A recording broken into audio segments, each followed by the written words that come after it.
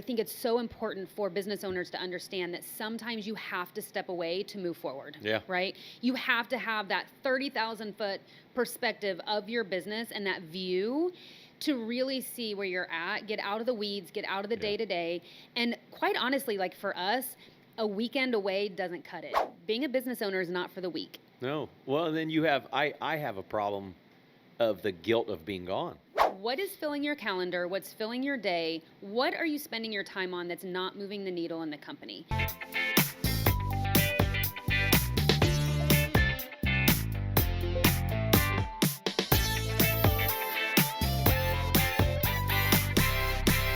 Welcome to the Lasting Business Solutions Podcast, Indy's launchpad to sustain business success, growth, and leadership. My name's Renee, and I am your host. Today, we're going to be talking about time away from your business, and the person that I'm going to talk about that with is my husband and co-owner of LCS Heating and Cooling, Travis Lucas. Welcome back, Travis. Thanks for having me again. Well, we just had a really special milestone. We just celebrated our 25th wedding anniversary, and we did so with an anniversary trip in May. Yeah. And with that time, we took 3 full weeks off.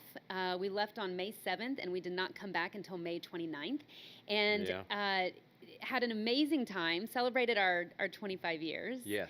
But there's some really cool perspectives that we had when we came back, and we thought it would be great to share this because so many times as business owners, we don't take enough time off. And I think that's common for business owners is it's really, really hard to step away from the business. Some of that is our own fault. It's a little bit of a control thing, right? Some of it is the business is not set up to run without us. So many times business owners, they are the business. Yeah. Right? Yeah. And I think For sometimes it's a lack of trust and a lack of processes that things can go with the people that are there to run it. I know for you and I, Travis, like time away has always been really important. And, I'll share, this was years ago, I heard on the radio, I can't remember what I was listening to, but it was on the radio and they were talking about how business owners should really step away from the business at least once a quarter.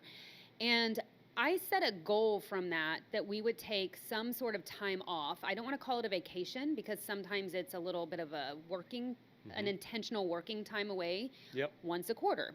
Some years we've been really good at that. Some years we haven't, right? But really looking at the time that we had in May, we didn't look at that as like a workcation. We looked at that as we are taking a 25th anniversary vacation and we are not going to work on that trip. True. Now, Travis, let's start with you because that's, I think, tends to be a little easier for me. I can say bye and check out. Yeah. You can't. Were you looking forward to it? I always get nervous. So I know you do. I worry about it the days before, and I worry about it a few days before we come back. Yeah. It's always going to be. It's always going to be there that I can't check out completely.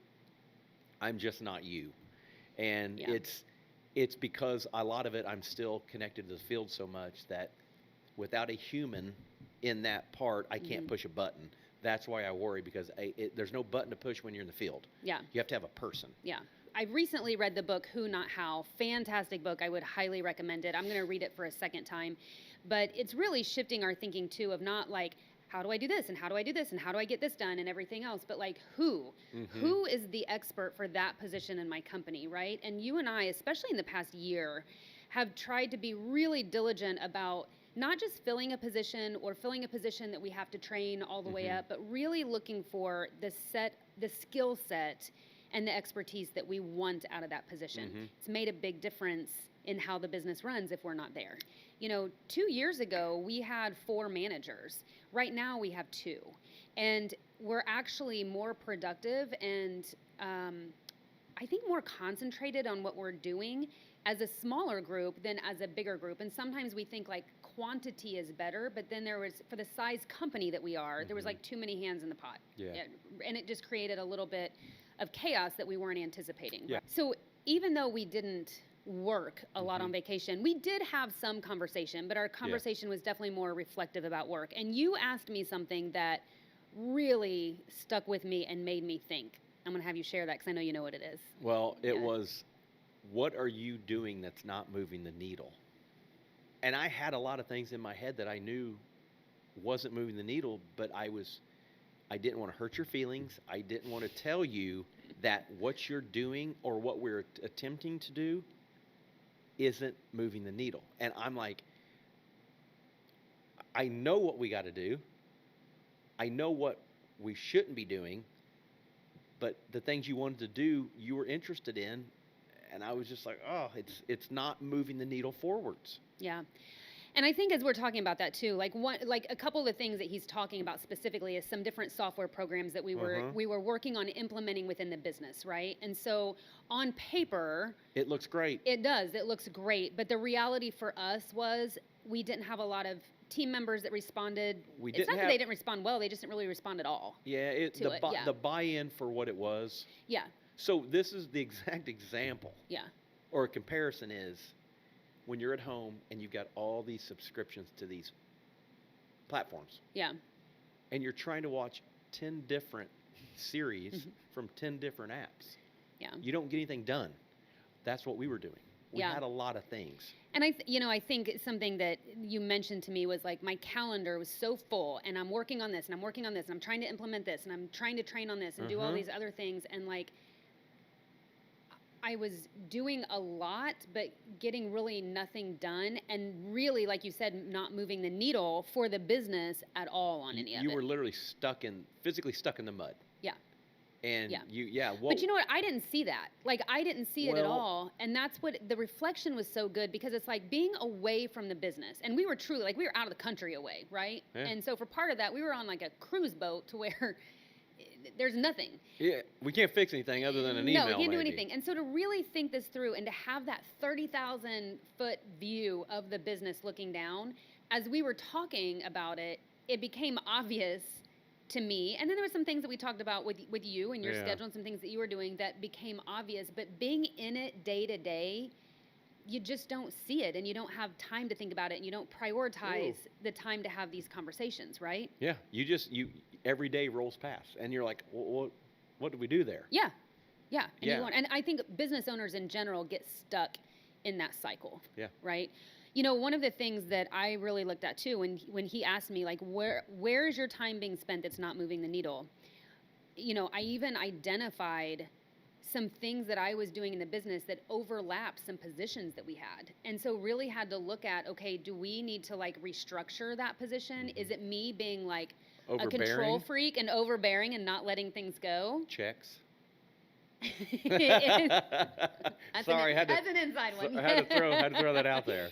But is it, you know, what's the reasoning behind it? Well, we ended up restructuring, and pretty quickly when we got back, we ended up restructuring a couple of things for the positive, right? But I think without stepping away from the business and really taking some time, and I will say this, how far into the vacation were we when we had this conversation? I'm thinking we were a couple weeks in. I mean, it was towards the end of the vacation when we had this. Yeah, I think so. I think it was too. Like, it definitely wasn't the beginning. No. Right? And so that's the thing is, like, as a business owner, I know for us, when we go away, especially you need a couple days to wind down. And then, you know, to really, really relax, it takes a little bit of time. And I think for us, and having that conversation later in the trip was a really positive thing and ended up being really impactful. And I will say, since coming back, my schedule has not been even close to looking like what it was before we left. Yeah. Because once again, if it's not moving it forwards, then why have it? You know, I think something to think about too is we focus a lot on what's your target client, right? Like who's that target client that's going to be most interested in your services or your product or whatever it is. I think we need to remember too, like who's the target audience internally with our team, right? Like, what's really going to make their day-to-day life easier? What's going to make their job smoother? What's really going to move the needle? Do they care more about having a dry fit shirt when it's 95 degrees outside, or more about this great software to look up documented processes? Yeah, I know. You know, I mean, that's such an obvious question when you think about it. Yeah, they would rather have nice tools, nice vans, nice uniforms. Yeah. That gets them the job done quicker, more efficiently, and the customer's happy, which in turn just turns around and helps the company. Oh, absolutely. So that software that we thought maybe benefit from or we wanted to get, is it going to help? Is it not? So Travis, I think as we we think about these things, right? Like, how did we get in the mindset to step away in the first place? The processes and the people and the positions to be able to do that. Looking at the business from like that 30,000 foot perspective, what are we doing that's not moving the needle, all of that stuff. So I think looking back, it had been quite a while since you and I had taken a vacation or any time off together. And so by the time we were coming around to May, I know I was on like a very short like string as far as like my stress level, my attitude, my tone, probably my stress levels. Like, I think it was very obvious that I was way overdue for some time off. Would you agree that about yourself? I would. About myself? No, yes. Don't put, no, we're not on the same boat here with that. Yeah, we are. No. I think the word I used before we left was that you're becoming neurotic. Wow. Like, if I remember correctly. Yeah, but I think like our team feels that, right? Yeah, they feel the stress. They feel, come on, you were super overwhelmed and stressed before we went on vacation. Maybe, I guess. You were so stressed you don't even remember it. Yes, I promise you were. But I think that's the thing is like, do we even have an awareness of how we are? Like, is our tone sharp with somebody else? Did we say good morning this morning? Did we thank people? Are we just running around with our heads cut off? I mean, usually. Yeah, but I think it stresses people out when the leaders of the company are like that, right? And we were 100% like that before we left.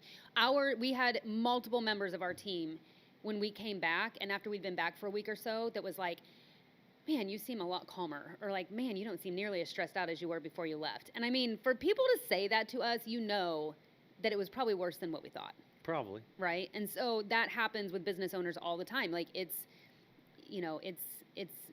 being a business owner is not for the weak. No. Well, and then I have a problem of the guilt of being gone, too. Okay, so let's talk about that for a minute. Why?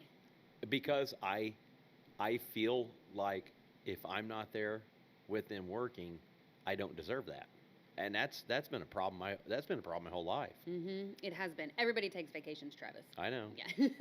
But that doesn't change the fact how someone feels. I know. So. And I think too that's probably more common than we think for a lot of people in small business as well, right? Especially for a really small company, if you have some employees, some team members that really carry a lot of the weight in the company, you can feel really bad for leaving because you want to be alongside of them. I know that's how it was with us, especially when we were starting out and there wasn't very many of us. And even take something like an on-call rotation. If you're on-call every other week or every third week, I mean, that's a lot to expect. And so then if you're just like, well, I'm going to go on vacation now, like it doesn't feel right. Yeah. Right. But I think for everybody, and going back to PTO for a minute, I think it's really important to encourage your people to take time off. Yes. And use their time off. Don't just cash it out. Yeah. Don't roll it over. Like, use your time off. We got one of our team members is he just takes long weekends throughout the year. Yeah. He's always been that way. Yeah. And that's great. Yeah. Like, he really likes concerts and things like that, so he'll do long weekends throughout the year. Yeah. And that works really well for him, right? Yeah. Other people like to have a longer period of time off once or twice a year. And so figuring out like what motivates your team members. Now, we're in a very seasonal business. So take our business when we're talking about vacations. There's a reason our anniversary was the end of June, but we went in May, right? It's because it's seasonal. It's really hard for us to do vacations in the heat of the summer, the cold of the winter. And so, planning that and encouraging your team to plan that as well so they can get the time off that they want. Yeah. Travis, to wrap up, and the whole reason why we're talking about this is because I think it's so important for business owners to understand that sometimes you have to step away to move forward. Yeah. Right? You have to have that 30,000 foot perspective of your business and that view to really see where you're at, get out of the weeds, get out of the day-to-day. And quite honestly, like for us, a weekend away doesn't cut it. Like, it's just not long. Like, we might spend our weekend away like napping because we're just catching up on some sleep. That's right? What I usually want to do when you're like, we're not doing anything. And I'm like, no, you have booked things out every day. No, doing nothing is doing nothing. Right. Yes. So yes, I do love those long weekends of doing nothing. I know, but in those times, it's not long enough away to do what we're talking about doing. Unless you prepare in certain times a year, because then you're not overwhelmed. Sure. So Sure. during the busy times. Yeah. If we For avoid whatever that is for yeah. your business. Yeah. The big question and the big thing that Yep. we took away was, what is filling your calendar? What's filling your day? What are you spending your time on that's not moving the needle in the company? And so, we didn't really talk, Travis, about yours, but one of the things that you've been in the habit in for years is being at the shop first thing in the morning with the deliveries coming in, getting everybody squared away and things like that. Well, we have a position that takes care of that now. So I think the 30-foot view was, are you there to support and to train that person in that position, or are you kind of taking over and getting in the way, right? It's a 50-50 right now. Yeah. It's not perfect. No, but I think having that moment to look at it and be like, okay, where could I be doing this differently or something, right? And then at what point do you not go to the shop every day? That's a tough one. It needs to happen, because I think as business owners, if we don't get to that point, then we end up stepping on the toes and we really stunt the growth of the people in those positions, because we just are constantly there, right? And then my big takeaway is, looking at my schedule is like, what maybe I want to implement in the business that seems like it would be really great, but maybe hasn't been received well, or maybe we've just not gotten it implemented. And we need to just cut ties with it. Yeah, just be done and just move on from it. Hulu, Amazon, all those. That's what you have on your calendar. We got to get rid of this stuff. Yeah, get rid of all this stuff. Get rid of all the clutter. Now, in that defense, I do love Hulu and Amazon. I know, I do too. But I think too, like looking at the positions in the company, like if you have a position in your company and you are doing part of the work in that position, it needs reevaluated. Right? Yeah. It needs reevaluated, and either this position has to be able to independently work on its own, or you don't need the position. Correct. Right? So there's a lot of kind of pointers that we took away like that. So, and I guess the other thing that I would say is, take those time together, especially if you're a married couple in business, and be together and make sure that you have other things in common and other things that you love to do. So it's not just the business. You just don't want your marriage to become, or you don't want your business to become your marriage, if that makes sense. Yeah. Well, thank you. You know what we touched a little bit on was some programs and software, and maybe a little technology that we've tried, didn't work out. Our next episode, we're actually going to be talking about technology in business, how that evolves, and how small businesses can kind of weed through all of that and figure out what's going to be best for your business. So Travis will be joining me next time on that episode. So join us then when we talk about technology, and I'll see you next time on the Lasting Business Solutions podcast.